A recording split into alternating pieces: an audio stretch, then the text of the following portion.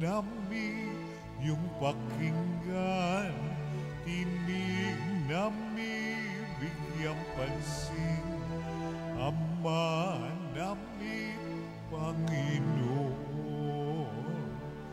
Dinggin mo, Panginoon, ang aming kahilingan. Kami ay kawan, O Diyos na walang hanggan. Tawag namin laging dinggin, sammu namin yung pakinggan, tinig namin bigyang pansin, Ama namin Panginoon.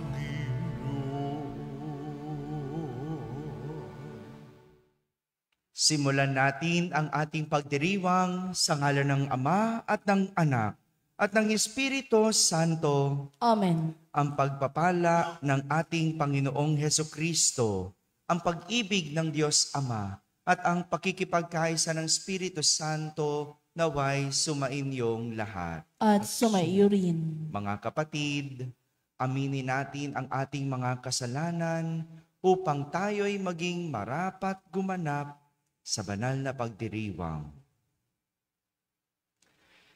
Sinugong tagapagpagaling sa mga nagsisisi, Panginoon, kaawaan mo kami. Panginoon, kaawaan mo kami. Dumating na tagapag-anyayang mga makasalanan ay magsisi, Kristo, kaawaan mo kami. Kristo, kaawaan mo kami. Nakaluklok ka sa kanan ng Diyos Ama para ipamagitan kami.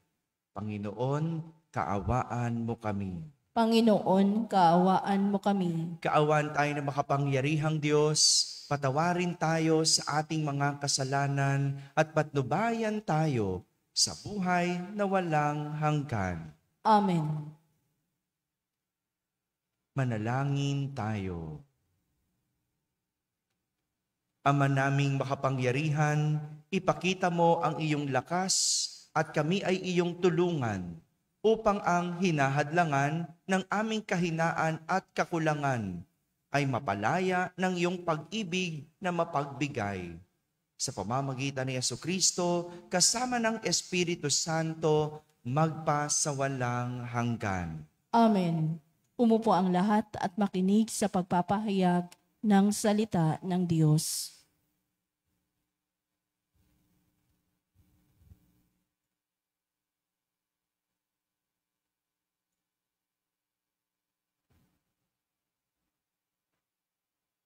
Pagbasa mula sa aklat ni Propeta Isaias. Sa araw na iyo'y ganito ang aawitin sa Huda. Matatag ang ating lungsod, hindi tayo maaano. Matibay ang muong. Bayaang bukas ang mga pintuan upang makapasok ang bayang matapat. Binibigyan mo ng lubos na kapayapaan ang mga taong matapat na tumatalima at nagtitiwala sa iyo. Magtiwala kayong lagi sa Panginoon, pagkat siya ang kublihang walang hanggan. Ibinababa niya ang mga palalo, lungsod mang matatag ay binabagsak, pati muog ay winawasak, hanggang sa maging tapakan ng mga taong hamak at tuntungan ng mga mahirap.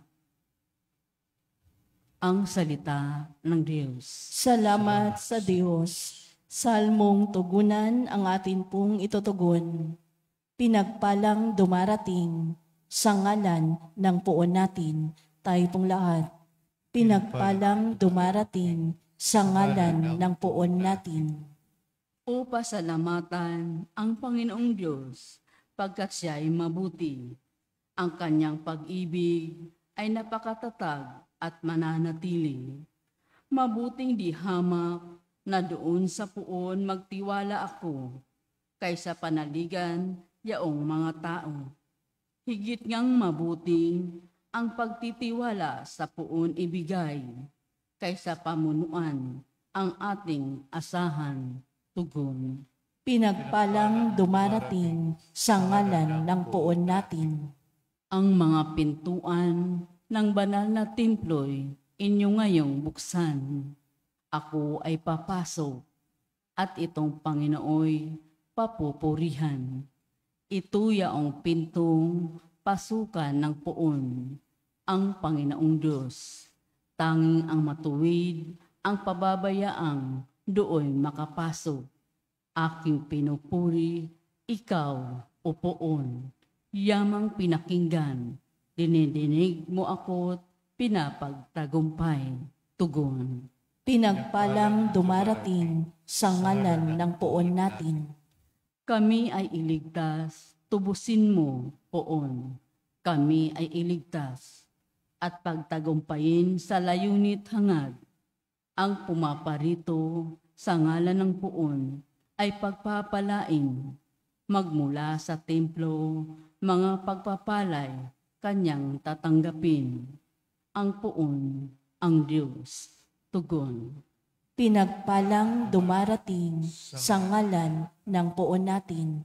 Tumayo ang lahat at magbigay galang sa mabuting balita.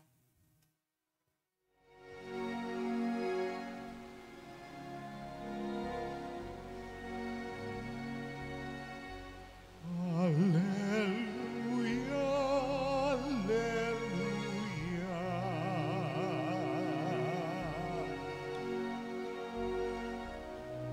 Alleluia, alleluia.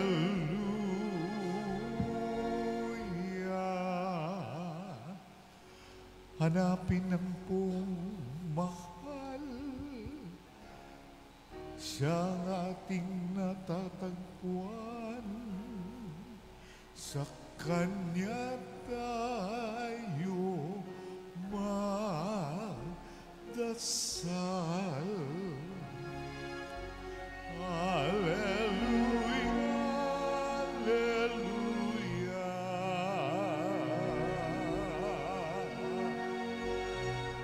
Alleluia, alleluia.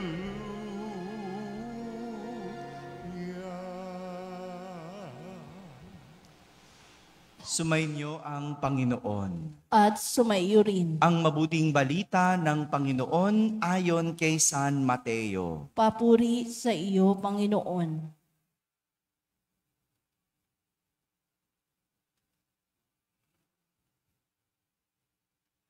Noong panahong iyon, sinabi ni Jesus sa kanyang mga alagad, "Hindi lahat ng tumatawag sa akin, Panginoon, Panginoon, ay papasok sa kaharian ng langit, kundi yaon lamang sumusunod sa kalooban ng aking Amang nasa langit. Kaya't ang bawat nakikinig at nagsasagawa ng mga salita kong ito ay matutulad sa isang taong matalino na nagtayo ng kanyang bahay sa ibabaw ng bato. Umulan na malakas, bumaha at binayo ng malakas na hangin ang bahay na iyon. Ngunit hindi nagiba sapagkat nakatayo sa ibabaw ng bato. Ang bawat nakikinig ng aking mga salita at hindi nagsasagawa nito ay matutulad sa isang taong hangal na nagtayo ng kanyang bahay sa buhanginan. Umulan na malakas, bumaha at binayo ng malakas na hangin ang bahay. Bumagsak ang bahay na iyon at lubusang nawasak." Mga kapatid, ang mabuting balita ng Panginoon. Pinupuri ka namin, Panginoong Hesukristo. Umupo ang lahat at makinig sa homilya. Isang magandang umaga po sa inyong lahat. Magandang umaga sa mga nasa barangay, sa mga nasa tahanan na nagsisimba via online at sa lahat ng nasa abroad. Kasama kayo sa aming banal na pagdiriwang dito sa ating parokya. Isang patunay na hindi lahat ng nagdadasal, nagsisimba, at naniniwala sa Diyos ay maliligtas. Hindi lahat. Ito ang nais puntuhin ni Jesus sa ating ebanghelyo. Nang sabihin niya sa kanyang mga alagad na hindi lahat ng tumatawag sa akin ng Panginoon ay papasok sa kaharian ng langit. Malinaw. Hindi nadadaan sa panalangin ang kaligtasan. Sapagkat sabi ni Jesus, kundi yaon lamang sumusunod sa kalooban ng aking amang nasa langit. Sa makatuwid, ang kaligtasan ay kinakailangang may pagsunod sa Diyos. Sabihin niyo nga po, pagsunod sa Diyos. Yan ang iyong susi sa kaligtasan. Yung pagsisimba mo, para yan sa iyo. Hindi yan para sa Diyos. Kumpleto na ang Diyos. Walang kailangan ang Diyos. Ikaw, tayo, ako, may kailangan. At kaya tayo nagsisimba. Tama? Kaya nga hindi ka tumatawag ng Panginoon, Panginoon. Anong tawag mo? Panginoon, Panginoon. Diba? Wala kang tigil humingi. Kaya tayo nagsisimba. Malinaw ba yon? Malinaw. Yung pagsisimba para sa atin. Hindi yan para sa Diyos. Kung gusto mong magbigay para sa Diyos, sumunod ka sa mga kautusan ng Diyos.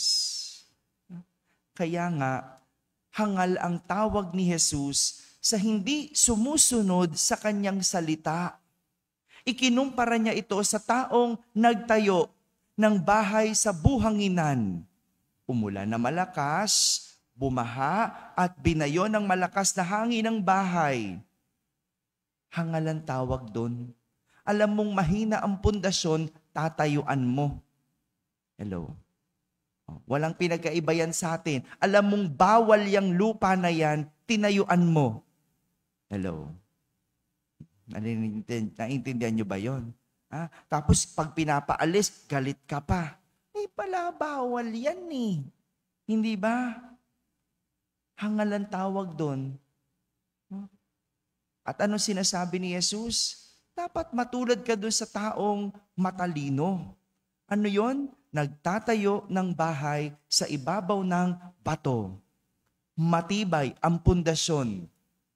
Umulan na malakas, bumaha, at bayuhin man ng hangin, hindi iyon magigiba. Yan ang ibig sabihin ni Jesus.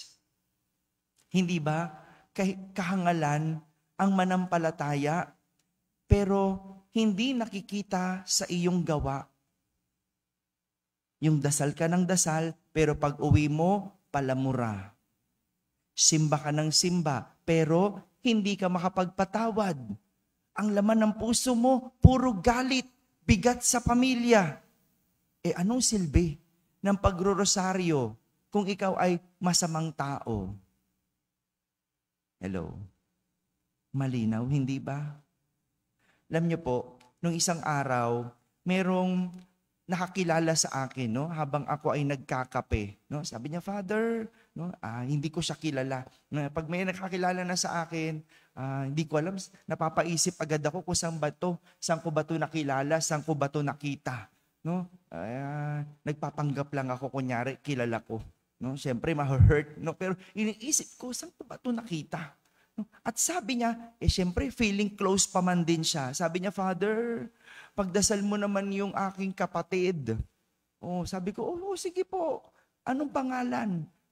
Binigay niya yung pangalan. Sabi ko, bakit ko kailangan siya ipagdasal? Sabi niya, patay na siya. Patay na, pagdasal ko daw. Sabi ko, bakit?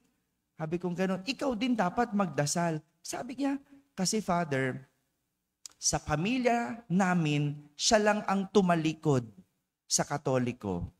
At namatay siyang tumalikod sa Katoliko. Kaya pagdasal mo siya, Father, opo, pagdadasal ko. Sabi kong ganon. No? Sabi niya, banggitin mo sa misa. Sabi ko, bakit po? Sabi kong ganon sa kanya, bakit? Sabi niya, kasi Father, gusto ko sa lahat ng simbahan, sabay-sabay siyang babanggitin sa misa. Bakit nga po? Para maligtas po siya, kasi tumalikod siya sa pananampalataya. Maliligtas ba siya? Hello? Hindi ko alam. Tanging Diyos lang. Pero sa ating mga pagbasa, malinaw. Ang tanging sumusunod sa Diyos ang siyang maliligtas. Yan ang hirap. Binibili natin ang kaligtasan. At yan ang malungkot na realidad. Yung hindi ka nagsimba buong buhay mo, pero pagpatay ka na, nagpapabasbas. Hello? Maraming ganyan. No? Hindi ka nagsisimba kahit Pasko o kahit birthday mo. No? Pero pag may sakit ka na, bigla ka napapasimba. Bakit? Kasi gusto mo maligtas. Gusto mo maligtas. Sinushortcut natin ang kaligtasan. At yan ang malungkot. Marami sa atin ang huling simba nung bininyagan. Hindi ba? Tapos, ang susunod na simba, kapag namatay na, aanhin pa ang misa. Kung ikaw ay patay na, para kanino yun? Para na lang sa naiwan. Pero ikaw, tayo, ako, na habang buhay, ang kaligtasan ay nasa ating pasya. Kaya mo, kung ikaw, tayo, ako ay susunod lamang sa Diyos. Malinaw. Ito ang mensahe ng ating Panginoon. At tayo pa rin ay nasa tema ng pag-asa. Anong aasahan mo kung ikaw ay hindi marunong kumilos? Madalas tayo passive hoping. Ano yun? Yung wala kang ginagawa. Inaasa mo lang, pinapasa mo lang, pero wala kang ginagawa. Ang panyaya sa atin, maging active hoping. Yung kumikilos ka. Sinunod mo yung nanay mo nung sinabing mag-aral ka. Sinunod mo yung magulang mo nung sinabing magsumikap ka.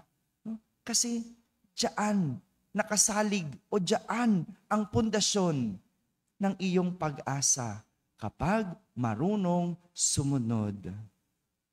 Mga kapatid, nawa ang ating pananampalataya ay hindi lang maiwan sa salita, kundi makita sa ating ginagawa. Dahil hindi lang dasal ang susi sa kaligtasan, kundi kailangan mabuti ang asal. Amen. Amen. Tumayo ang lahat.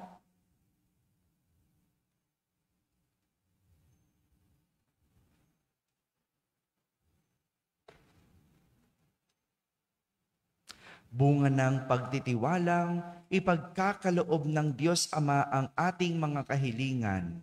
Buong katapatan tayong tumawag sa Kanya. Sa bawat panalangin ang ating sasambitin, mapagmahal na Ama, dinggin mo ang aming panalangin. Mapagmahal na Ama, dinggin mo ang aming panalangin. Ang Santo Papa, mga obispo, mga pari at mga relihiyoso, naway maging tapat sa kanilang pagtatalaga ng sarili sa Diyos. Manalangin tayo sa Panginoon. Mapagmahal na Ama, dinggin mo ang aming panalangin. Ang mga politiko at lahat ng naglilingkod sa pamahalaan, naway maging tapat sa kanilang mga pangako at tungkulin.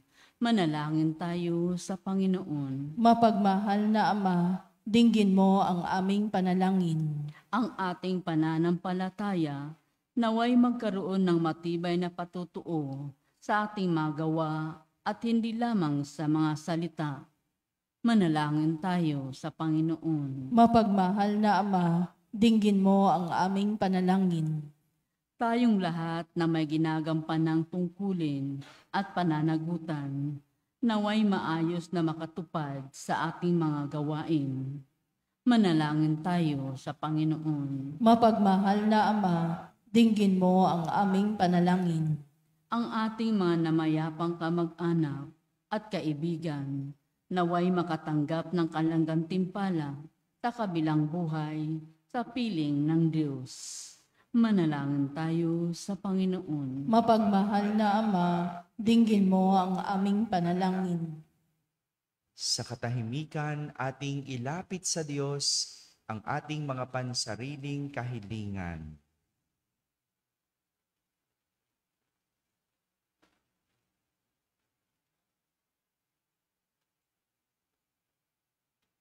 Isama natin sa ating panalangin ang lahat ng mga tumutulong at sumusuporta sa ating parokya. Manalangin tayo sa Panginoon. Mapagmahal na Ama, dinggin mo ang aming panalangin. Ama, Ikaw ang aming lakas sa oras ng aming pangangailangan. Buksan mo ang aming mga puso sa iyong biyaya at akayin mo kami sa iyong kaharian. Hinihiling namin ito sa pamamagitan ni Kristo na aming Panginoon. Amen. Umupo ang lahat.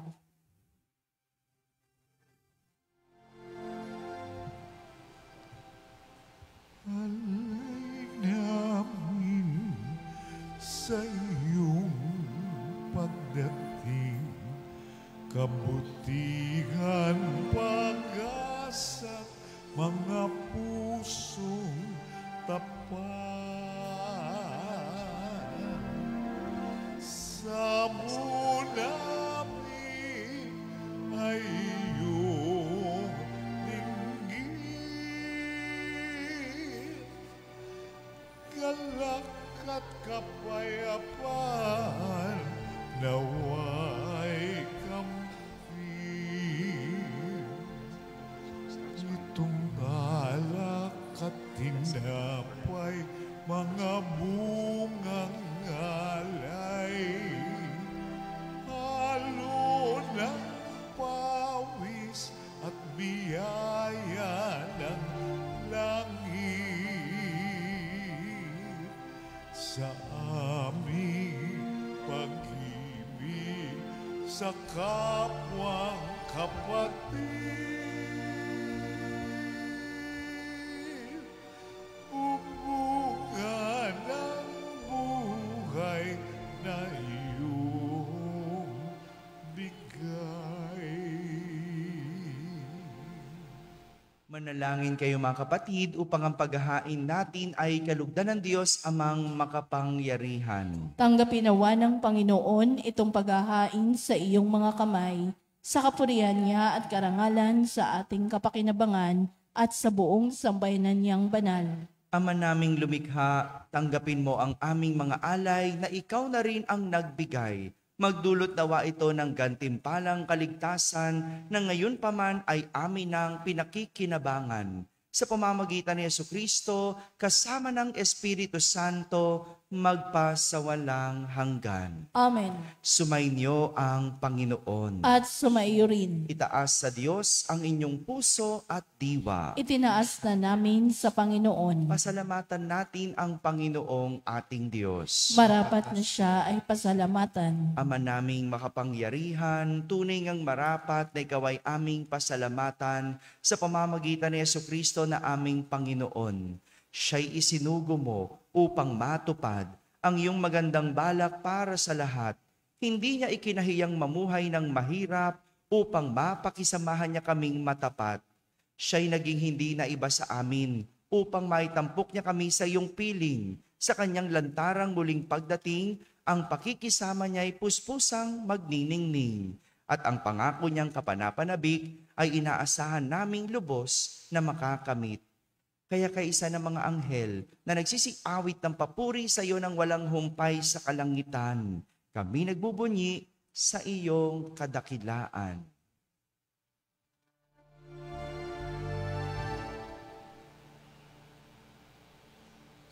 Santo, Santo, Santo, Panginoong Diyos na makapangyarihan, napupuno ang langit at lupa ng kaluwalhatian mo. Hosana sa kaitaasan, pinagpalang na paririto sa ngalan ng Panginoon. Hosana sa kaitaasan.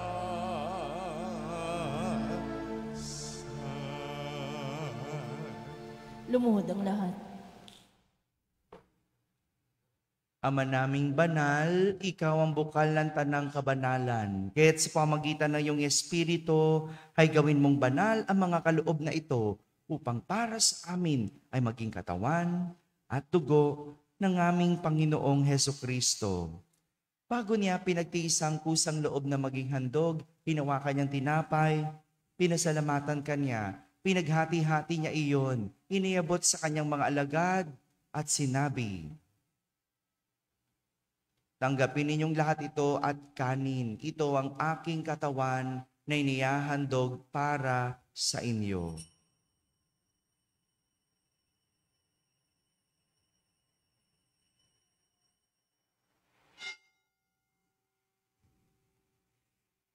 Kaya hindi naman matapos ang hapunan, hinawakan niya ang kalis, muli kanyang pinasalamatan. Iniabot niyang kalis sa kanyang mga alagad at sinabi, "Tanggapin ninyong lahat ito at inumin. Itong kalis ng aking dugo, ng bago at walang hanggang tipan. Ang aking dugo na ibubuhos para sa inyo at para sa lahat sa ikapagpapatawad ng mga kasalanan. Gawin ninyo ito sa pag-alaala sa akin."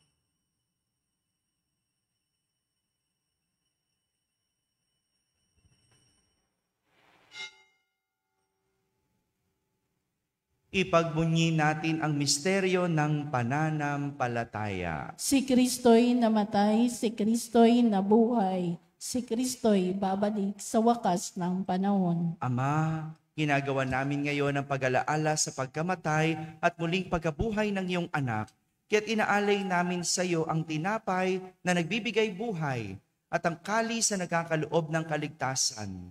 Kami nagpapasalamat dahil kami iyong minarapat na tumayo sa harap mo para maglingkod sa iyo. Isinasamo namin kaming magsasalo-salo sa katawan at dugo ni Kristo ay mabuklod sa pagkakaisa sa pamamagitan ng Espiritu Santo. Ama, lingapin mo ang iyong simbahang laganap sa buong daigdig. Puspusin mo kami sa pag-ibig kaysa ni Leon na aming Papa, ni Jose na aming Obispo at ng Tanang Kaparian. Alalahanin mo rin ang mga kapatid naming nahimlay na may pag-asang sila'y muling mabubuhay. Gayon din ang lahat ng mga pumanaw. Kaawan mo sila at patuloyin sa iyong kaliwanagan. Kaawan mo at pagindapating kaming lahat na makasalo sa iyong buhay na walang wakas. Kaisa na mahal na Birheng Maria na ina ng Diyos, ng kabiyak ng puso niyang si San Jose, kaisa ng mga apostol at ang lahat ng mga banal na namuhay dito sa daigdig ng kalugod-lugod sa iyo. May pagdiwang nawa namin ang pagpupuri sa kararangal mo sa pamamagitan ng iyong anak na aming Panginoong Hesukristo. Sa pamamagitan ni Kristo, kasama niya at sa Kanya, ang lahat ng parangal at papuri ay sa iyo, Diyos amang makapangyarihan, kasama ng Espiritu Santo, magpasawalang hanggan. Amen. Amen. Amen.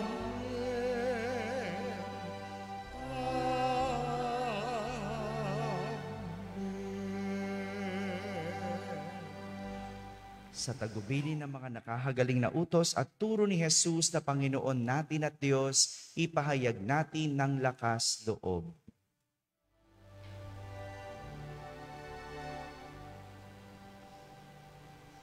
Ama namin, sumasalangit ka, Sambahin ang ngalan mo, mapasamin ang kaharian mo, sundin ang loob mo dito sa lupa para nang sa langit. Bigyan mo kami ngayon ng aming kakanin sa araw-araw. At patawarin mo kami sa aming mga sala para ng pagpapatawad namin sa nagkakasala sa amin. At huwag mo kami ipaintulot sa tukso at iadya mo kami sa lahat ng masama.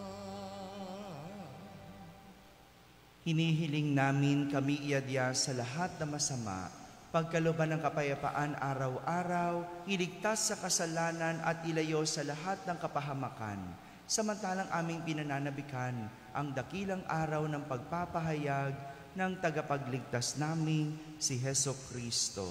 Sapagkat iyo ang kaharian at ang kapangyarihan at ang kapurihan magpakailanman. Amen. Panginoong Jesucristo, sinabi mo sa iyong mga apostol, kapayapaan ang iniiwan ko sa inyo. Ang aking kapayapaan ang ibinibigay ko sa inyo. Tungayan mo ang aming pananampalataya at huwag ang aming pagkakasala. Pagkalooban mo kami ng kapayapaan at pagkakaisa ayon sa iyong kalooban, kasama ng Espiritu Santo, magpasawalang hanggan. Amen. Ang kapayapaan ng Panginoon ay laging sumainyo. At sumaiyo rin. Magbigayan kayo ng kapayapaan sa isa't isa. Peace be with you.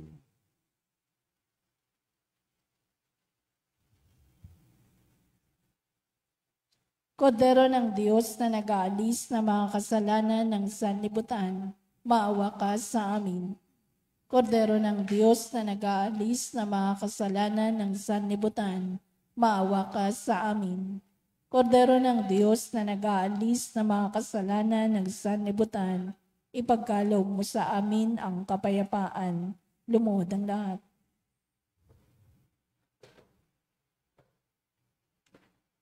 Ito ang kordero ng Diyos. Itong nag-aalis ng mga kasalanan ng sanlibutan. Mapalad ang mga inaaniyahan sa kanyang piging. Panginoon, hindi ako karapat-dapat na magpatuloy sa iyo, ngunit sa isang salita mo lamang ay gagaling na ako.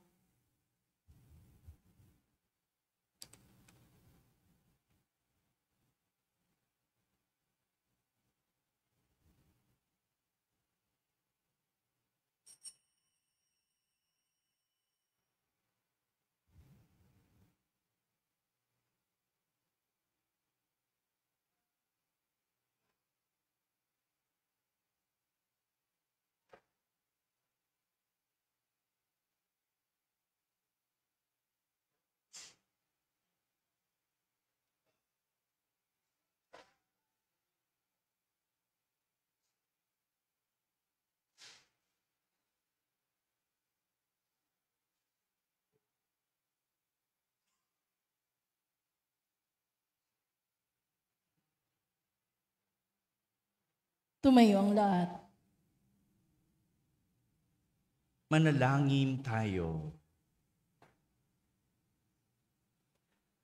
Ama naming mapagmahal, mapakinabangan nawa namin ang aming pinagsaluhan upang sa aming paglalakbay dito sa lupang papanaw aming mapanaligan ang iyong pagpapalang pangmagpakailanman sa pamamagitan ni Jesucristo kasama ng Espiritu Santo magpasawalang hanggan. Amen. Bukas po, unang biyernes ng buwan, First Friday, ang ating pong banal na pagtatanod o Holy Hour ay gaganapin po sa umaga. Sapagkat bibigyan po natin ng daan dahil po ang ating parokya ay bibisita sa Nueva Ecija bukas. Kaya naman po sa hapon o sa gabi, wala po muna tayong pagdiriwang ng banal na misa at wala tayong Holy Hour. Umaga natin gaganapin ang ating Holy Hour pagkatapos ng 6:00 na umaga na misa. Maraming salamat po. Sumainyo ang Panginoon. At sumaiyo rin. At pagpalain kayo ng makapangyarihang Diyos, Ama at Anak at Espiritu Santo. Amen. Tapos na po ang ating pagdiriwang, humaykayong taglay ang pag-ibig at kapayapaan ni Kristo. Salamat sa Diyos.